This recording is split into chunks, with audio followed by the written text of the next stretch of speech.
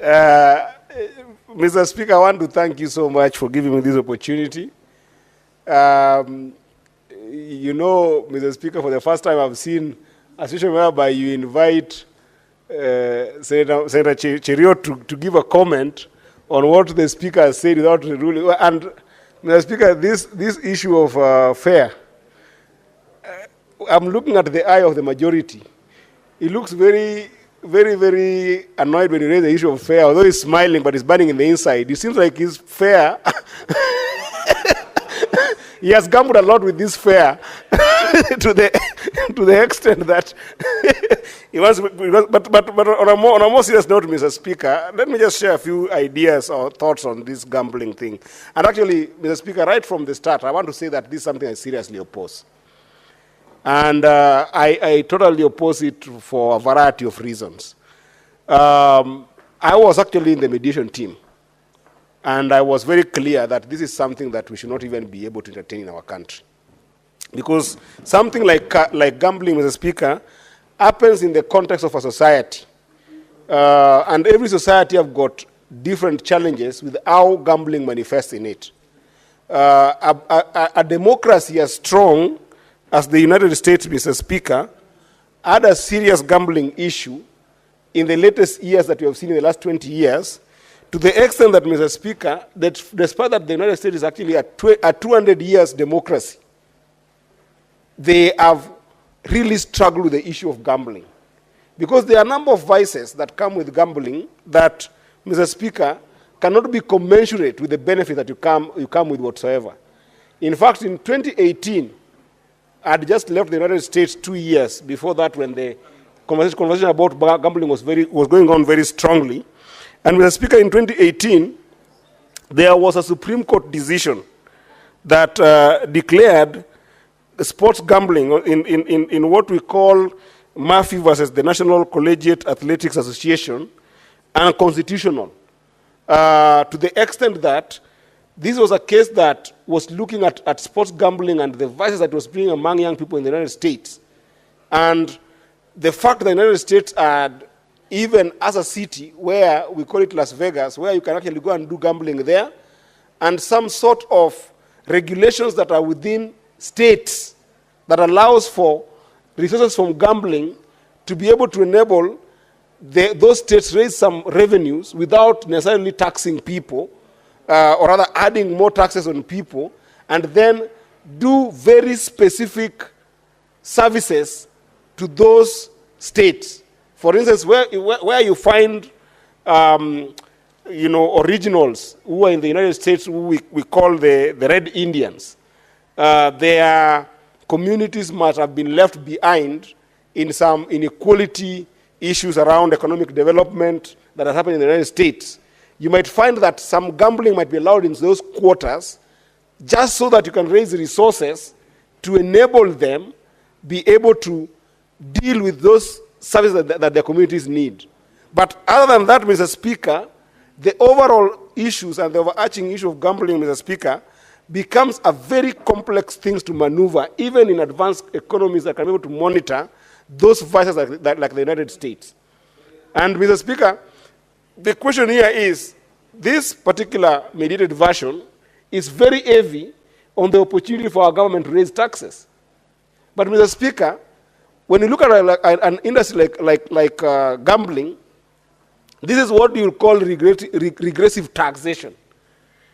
Regressive taxation, Mr. Speaker, is where the amount of money you'll be able to collect practically from an activity such as gambling will continue dwindling, going down, but because you have given it an element of law to exist, the amount that are being earned from that particular vice by people who have invested in it will continue to be abnormal in terms of their exponential growth. So therefore, you can never use gambling as a place to target tax revenue. Because it's one thing that if you allow, it has got what you call negative externality. When you allow it to happen in your economy, you cannot control where the revenues are going to come for the owners of those businesses. So then it goes without saying that other vices that are going to be there will always cost the government more in terms of dealing with them. Mr. Speaker, for instance, if you allow gambling and you're making, for instance, you're making, let's say, 4 billion for purpose of conversation in terms of taxation, and then you go an industry that goes to about 800 billion Kenya shillings, and you're only taxing 4 billion because it's regressive. And then, while you're doing that, you find a society where young people are not employed, young people don't have technical ability to go to school because they are adapted in what we call compulsive gambling. Compulsive gambling is where other behaviors have developed in your entire population, where kids from secondary schools and primary schools start gambling behind the scenes in the black market. You don't have control because they can be able to afford mobile phones. You don't have control of their behavior. They start gambling. And then this is starting to impact their education, starting to impact their concentration in school, starting to impact their behavior in terms of even starting to steal from their parents to go and gamble.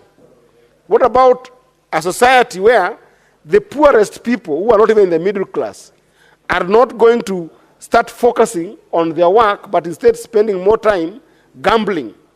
You see, this will have a ripple effect in the society when you look at their total productivity factor. Mr. Speaker, you yourself in your office employ a number of young people who have just come from college. If they get captured in gambling, and then after they've been captured in gambling, they don't pay attention to the work you've given them to do, what is the impact in their productivity to what they're supposed to do for you as a Speaker of the Senate? What will end up happening is that you will have this big impact, and that's what we call it compulsive gambling, in the sense that the negative effect in the society is so big that even if you are to collect a lot of taxes from it nominally, not in absolute terms, because in absolute terms, the money that's going to gambling is always going to be humongous. It's always going to be exponential compared to the money that you end up getting into the taxes. Now, why do we collect taxes, Mr. Speaker? We collect taxes so that you can be able to, as a government, provide services to our people.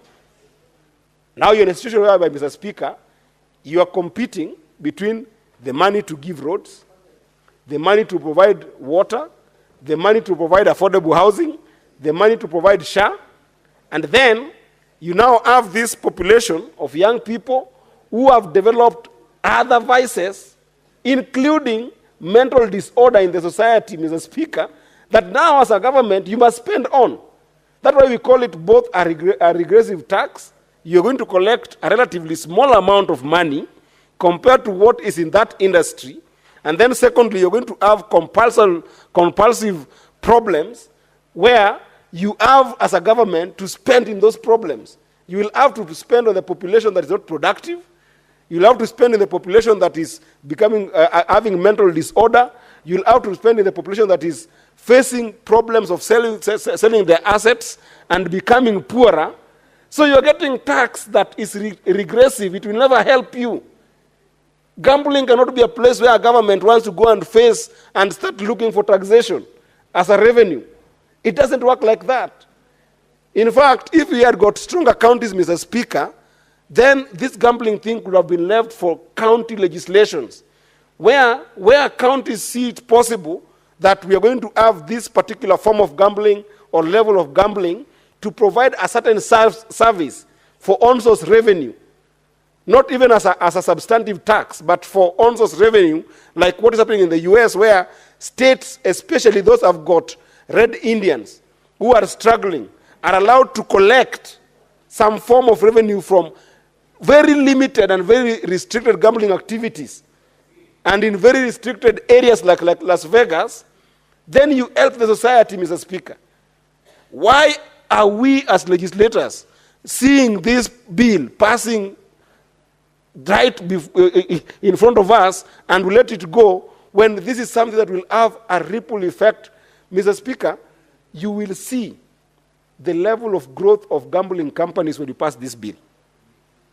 Everybody, including politicians here, Mr. Speaker, which is one of the biggest problems that the United States is facing, China is facing, bigger countries are facing of political crime, where politicians are going to enhance corruption. It's going to work the same way we are seeing sometimes some mushrooming petrol stations, where even in neighborhoods where they've got residential tickets, people opening up petrol stations as a way of sometimes hiding some funds. That's an easier problem, Mr. Speaker. A bigger problem is being able to allow for this bill to pass and make it even easier for people to have gambling licenses, Mr. Speaker. Because there is no way to monitor a gambling activity apart from just the revenue metrics, which is what we are putting here, to be able to look at what revenue has come in and what can we be able to get from that revenue.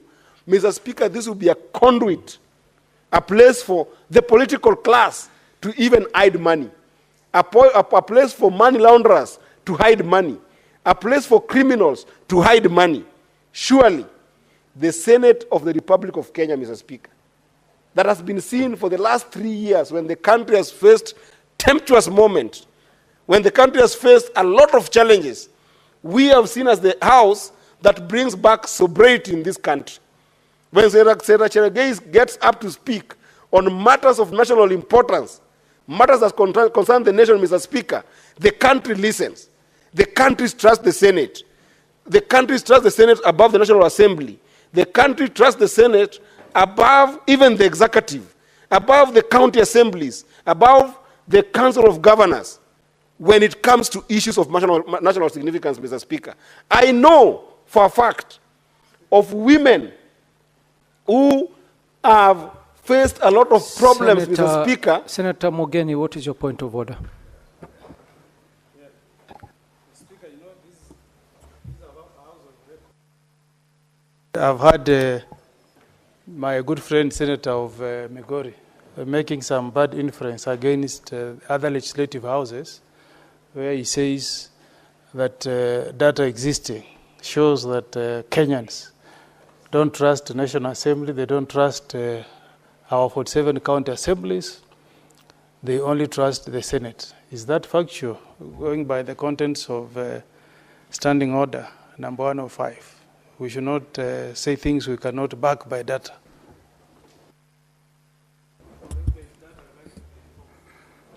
Senator Eddy, what did you imply by that statement?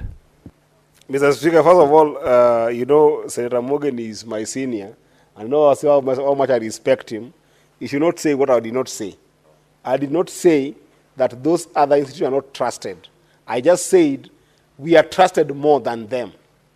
It's a level of trust. It's an issue of level of trust. And there's a number of data, including Muzalenzo Trust, Mr. Speaker, that does all these data-driven research that shows that Senate is actually more trusted as an institution by Kenyans. Since you've referred to an existence of data, yes, according to Senator Mogeni's point of order, yes, are you able to substantiate by tabling those data so that Mr. Speaker, if you give me time, I'll bring you the Muzalendo data and show you just how much Senate is trusted across board in the country in terms of making sober decisions. And actually, I was calling to the conscience of because I know I might get a time to speak, and perhaps I need to bring him up. He just got in. I need to bring him back that we are discussing the gambling bill. And I wanted to tell him that as my senior, I was trying to appeal to his consciousness that this bill very well, Senator Eddy, you will substantiate by the next sitting. Say, sure, I will do that. But I wanted to appeal to him as one of the senators that this bill around gambling, and especially predicated upon the idea that we are going to make some significant tax revenue from gambling, is indeed a bad bill, in the sense that you cannot predicate the idea of getting tax revenue from gambling when exponentially people will make more money than the taxes that you're getting, but the impact of the vices that you will have in the society. I was giving the senator an example that in my own community in Migori, there are a number of cases that have come to me of people going through depression. There are a number of cases that we have seen of people committing suicide after losing their basic assets, as simple asset as women selling goats to go gamble with, as simple asset as young people selling their motorbikes that they have saved over and over time, over 3 years, to purchase a motorbike, then they sell it to go and gamble with it, and then they end up losing everything that they had. The impact is so big that if it's not only for mental health disorders or in places whereby we have got suicidal cases where people have killed themselves actually because of this gambling problem, it also even furthers crime, Mr. Speaker. Because in a situation whereby a young person or even any other member of the society has lost their assets, have lost in this gambling, and even in some cases they have lost their jobs because of this gambling problem, what happens where somebody has got the mental stamina not to commit suicide? If they have lost all their assets and all they had, Mr. Speaker, what remains for them to be able to survive is to go into criminal activities, Mr. Speaker. And we see these vices over and over in the society. So, Mr. Speaker, I know there's temptation to try and regularize this bill to make it look like we're going to have a framework that will make sure that we encapsulate the entire gambling industry into a tax bracket. But I think that this is one of those areas that will dissuade us not to be excited about as a country, as a place to be able to get taxation. Because that taxation is regressive in the one hand, but most importantly, even if you're to collect as much money from it, you can never be able to use the same taxation to deal with the vices, the impact of the vices you have in the society.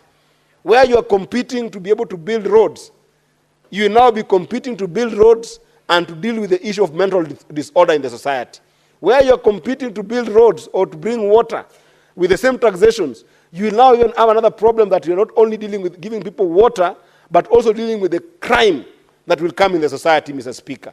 But I can see that politicians might be excited about this because it is also an avenue for some dubious politicians. I'm not saying any particular politicians, but there are potential for dubious politicians to take advantage of this bill and have mushrooming companies for gambling so that it becomes a conduit for money laundering by the political class and other people who are outside of the political class, Mr. Speaker. This is something that I believe that as a House, we must be bold, we must be courageous, we must remain solid, we must be distinct in our decision as a House that despite the fact that this bill has gone through a mediated process, this is a bill that we must kill as a House and make sure that we don't give a license to auction the future of our children. We don't give a license, Mr. Speaker, to auction the health care of our children, Mr. Speaker, by making sure that we now enable an avenue for serious mental disorder. And if we must consider as a country and be competitive in terms of looking at gambling legislations, Mr. Speaker, then I would wish this House the courage, because we are the House that is established under Article 96 of the Constitution, that is supposed to protect devolution. Let us then enhance the legislative capability of our counties to be able to handle things like gambling bills, so that it is customized that we only make sure that we don't touch into the unconstitutionality of gambling allowance into the country. But with regards to giving certification and legislation to operate and regulations, Mr. Speaker, why can't we, as a House, pass a bill that will enable counties to be able to determine this as an area for raising resources for specific services? Not all services, Mr. Speaker. Not even as a place for on-source revenue that goes into the basket of taxation in the counties. Because that would also be tantamount to double taxation, Mr. Speaker. I would wish that we just come up with a legislation that allows counties to be able to look for those specific gambling activities in those counties and specific areas of gambling in those counties and specific taxation that is county level oriented, and it goes to specific services, after which you don't take it to the entire CRF of the county to deal with the entire on-source revenue issue. But as a national law, Mr. Speaker, I can assure you, having looked at the impact of gambling in countries that have made strides, countries that have got both the fortitude not just the mental fortitude, but social fortitude to be able to deal with the vices of gambling, like the United States, like the countries in Europe, like in China, Mr. Speaker. Having looked at the infrastructure that they've put in place to ensure that gambling doesn't collapse their countries, Mr. Speaker, we cannot afford to see this bill pass this House. And Mr. Speaker, I will work very hard, and I know there are some senators here who are very, very, very solid in terms of championing for, being able to whip people around. We will work very hard to make sure that, even I'm seeing Senator Sigei's in the House, we will work together to make sure that we mobilize ourselves against this bill, that this House will not allow it to pass in this House, so that we make sure that gambling as a vice does not percolate in our society. Otherwise, Mr. Speaker, you will start seeing with, these Gen Zs that we are now seeing not having employment opportunities, Mr. Speaker, they will find themselves that gambling is the only option that they must go to, and they're going into that gambling without money in it. They don't have the money. They will start borrowing from Peter and Tom and John to go and gamble with that money, and then more frustration will come where they have failed. Because the truth also is, out of the people who gamble, Mr. Speaker, not 2% of people who enter any bid end up winning that bid that they have entered, Mr. Speaker. So it means that when you have got a swath of young people who don't have employment, a sort of young people who don't have economic opportunities, a sort of young people who don't have opportunity for income generation, you leave them into trouble, Mr. Speaker, by allowing them to have alternative as only gambling, Mr. Speaker. I strongly oppose this bill, and I hope that my fellow colleagues will join me in making sure that it doesn't pass this House. I thank you, Mr. Speaker. Thank you, Senator Eddy. Senator Crystal Asige, and I do apologize for the fault on your consul. We were not able to see your name. Thank you very much, Speaker. I appreciate that, and for the opportunity to speak briefly on the mediated version of the Gambling Control Bill. Speaker, first of all, this bill came through our